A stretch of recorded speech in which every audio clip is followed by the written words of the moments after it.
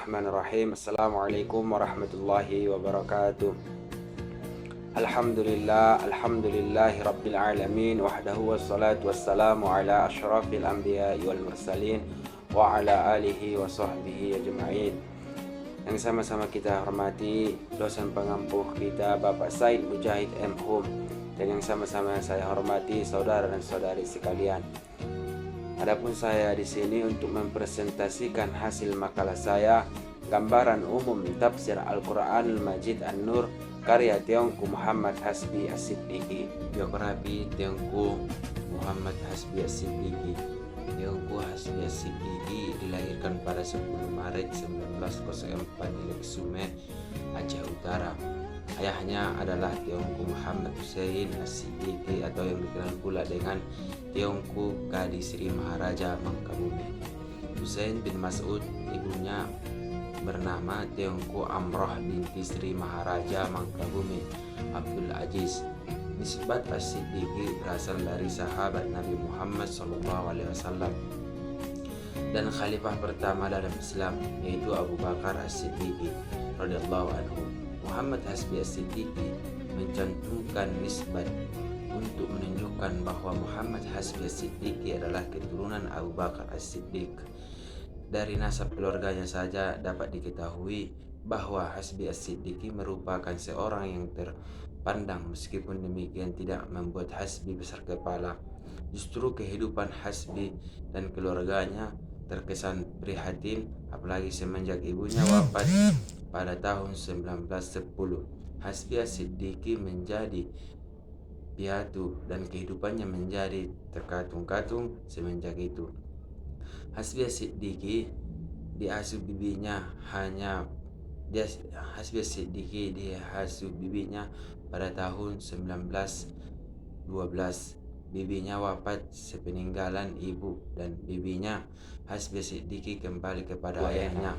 Hasbi As-Siddiqi belajar di Al-Irsyad, lembaga pendidikan yang didirikan oleh Syekh Ahmad Surkati di Surabaya, yang ditemani oleh Muhammad bin Salim Al-Kalali di Al-Irsyad.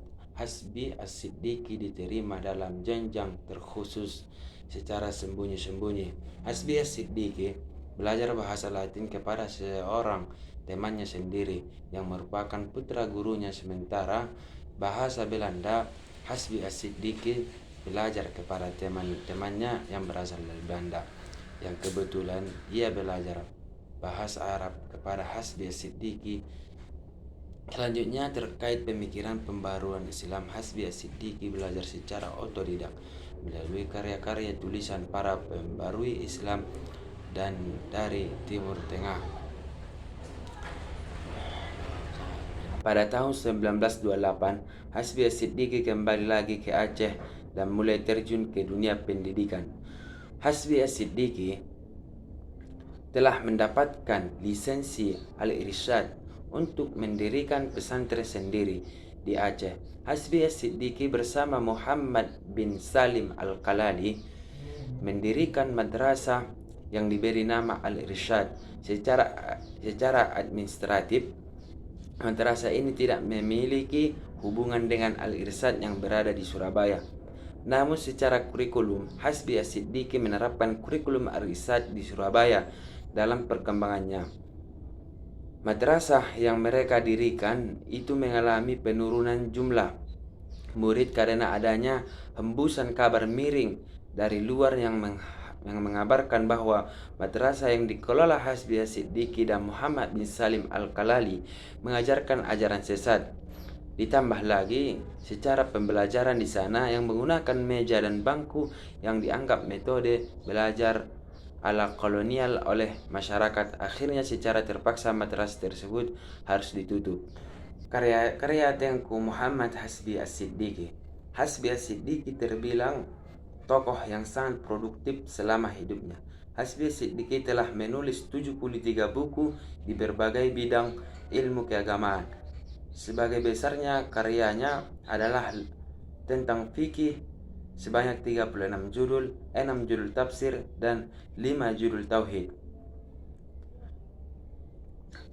Bidang kajiannya yang menjadi hajat keilmuannya adalah bidang hadis. Di bidang ini Hasbi As-Siddiqi menulis 8 judul buku. Karya tulis yang pertama adalah sebuah buklet berjudul Penutup Mulut. Kajian ilmu Al-Quran dan tafsir, diantaranya Tafsir Al-Quranul Majid An-Nur, ilmu-ilmu Al-Quran, sejarah dan pengantar ilmu tafsir, media pokok dalam menafsirkan Al-Quran, Tafsir Al-Bayan, Mu'jizat Al-Quran, terjemah Al-Quran yang merupakan karya bersama Laznah penerjemah Al-Quran di Apartemen Agama. Sekilas tentang Tafsir Al-Quranul Majid An-Nur. Latar belakang penulisan tafsir. Tafsir Al-Quranul Majid An-Nur atau biasa disebut dengan Tafsir An-Nur adalah salah satu kitab tafsir monumental yang ditulis oleh Tiongku Muhammad Hasbi As-Siddiqi. Tafsir ditulis pada periode atau generasi pertama selama 9 tahun dari awal abad 20 pada tahun 1952 hingga tahun 1961. Tafsir An-Nur pertama kali terbit pada tahun 1952. Adapun menurut Nasruddin Baidan, Tafsir An-Nur menggunakan metode ijmali atau global. Hal ini dapat dilihat ketika Hasbi As-Siddiqi menafsirkan Quran surah Al-Baqarah. Bismillahirrahmanirrahim. Wa in kuntum fi raibim mimma nazzalna ala abadina fa'tu bi suratin min mislihi wad'u syuhada'akum min dunillahi in kuntum shadiqin. Dan jika kamu tetap dalam keraguan tentang Al-Quran yang kami wahyukan kepada hamba kami atau Muhammad, buatlah suatu surat saja yang semisal Al-Quran itu dan ajaklah penolong-penolongmu selain Allah jika kamu orang-orang yang benar. Wa in kuntum fi raibim mimma nazzalna ala abadina fa'tu bi suratin min mislihi.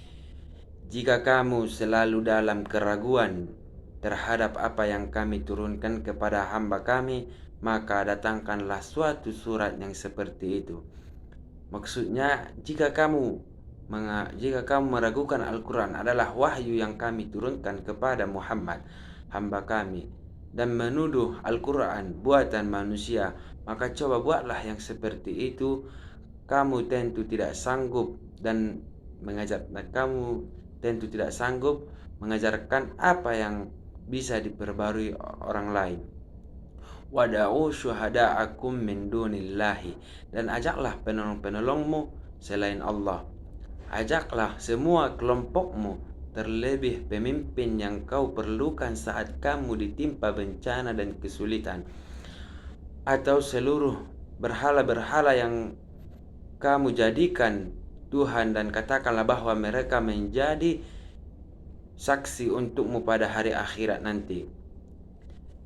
In kuntum shadiqin, jika kamu orang-orang yang benar, jika kamu memang menuduh Al-Quran bukan datang dari Allah, melainkan hanya buatan Muhammad, maka cobalah membuat suatu surat saja sehingga bisa dibuktikan Al-Quran itu buatan manusia atau bukan. Ada 4 ayat yang diturunkan di Mekkah yang isinya menantang dan menegaskan ketidakmampuan orang-orang musyrik membuat satu surat semisal yang ada dalam Al-Quran atau menyusun kalimat yang menyusun susunan kalimat Al-Quran. Selain ayat-ayat Makkiyah tersebut di atas, dalam ayat-ayat Madaniyah juga terdapat tantangan yang setara, yaitu pada ayat 23 surah Al-Baqarah. Dalam ayat-ayat ini Tuhan menyuruh manusia kepada agama tauhid.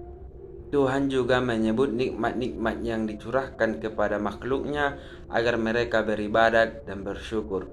Di antara nikmat ini adalah penciptaan langit dan bumi sebagai tempat tinggal manusia untuk diambil manfaatnya. Sebagaimana langit dengan dihiasi bintang-bintang untuk menjadi petunjuk bagi orang-orang yang beragama tauhid.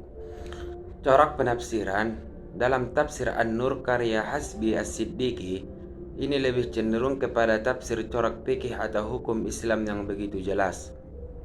Hal ini terlihat pada luasnya penafsiran ayat-ayat yang terkait dengan masalah hukum. Penyajian model tersebut tentu tidak terlepas dari disiplin keilmuan Hasbi As-Siddiqi. Hasbi As-Siddiqi sebagai akademis syariah contoh penafsiran Hasbi As-Siddiqi menunjukkan bahwa corak tafsir yang ada dalam tafsir An-Nur adalah corak tafsir fikih. Pada penafsiran Quran surah Al-Ahzab, "Hai Nabi, katakanlah kepada istri-istrimu, anak perempuan dan istri-istri orang mukmin, hendaklah ia mengeluarkan jilbabnya ke seluruh tubuh mereka. Yang demikian itu supaya mereka lebih mudah untuk dikenal.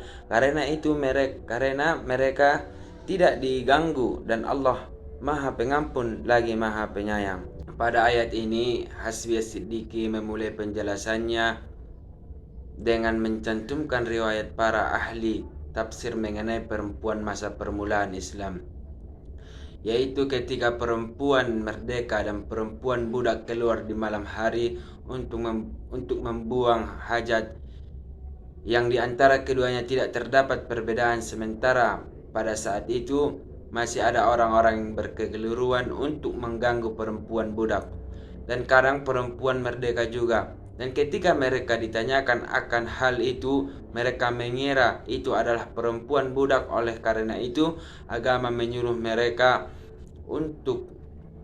menyuruh perempuan merdeka membedakan diri dari perempuan budak melalui cara berpakaian, yaitu menutup seluruh badan dengan baik dan diikuti dengan menutupi kepala juga. Sebagian ahli tafsir berpendapat bahwa menutup seluruh tubuh di sini yaitu dengan menyelimuti badan dengan kain besar sehingga tertutup keindahan tubuhnya, sedangkan menurut jilbab di sini adalah menutup wajah. Kemudian Hasbi As-Siddiqi memberikan pandangan bahwa hukum yang terkandung dalam ayat ini wajib perempuan untuk menjauhi sikap yang tidak menimbulkan fitnah dan berpakaian dengan sopan, karena dengan menutup badan secara sempurna akan membuat perempuan lebih mudah untuk dikenal dan tidak akan diganggu ataupun dipermainkan. Dan berisi perintah juga untuk laki-laki dan perempuan agar sama-sama menjaga pandangannya. Kemudian seperti biasa pada akhir penafsiran, Hasbi As-Siddiqi selalu memberikan kesimpulan, di mana kesimpulan dari ayat ini adalah Allah memerintahkan kepada perempuan merdeka agar mereka menutup seluruh badan dengan sempurna, agar mereka tidak diganggu oleh orang yang tidak berakhlak.